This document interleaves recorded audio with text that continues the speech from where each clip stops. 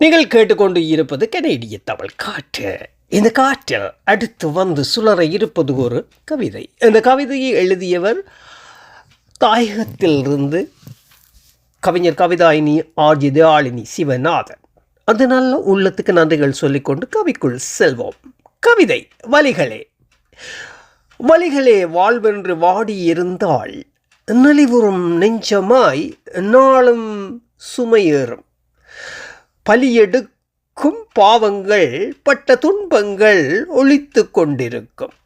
உனது வெற்றி தூண்டலாக சலித்து கொள்ளாதே, சாதித்து காட்டிவிடு. சுற்றும் பூமியிலே சுமைகள் நிரந்தரமில்லை. அகற்று தெரிந்தவரை கடந்து வாழ பழகிவிடு. பற்றுக்கொண்ட வாழ்விலே பயணத்தை தொடர்ந்து விடு. உற்றார் கூட உணரும் வேளை வரும், சற்றும் சளைக்காதே, சரித்திரம் படைப்பாய்.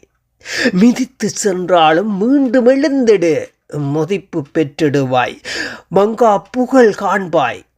சதியென்ற கற்கள் சரமாரியாக வீசினாலும் புதிதல்ல உனக்கு, புறம் தள்ளி சென்று விடு. நதி போல ஓடிடு, நல்வாழ்வு கண்டிடுவாய்.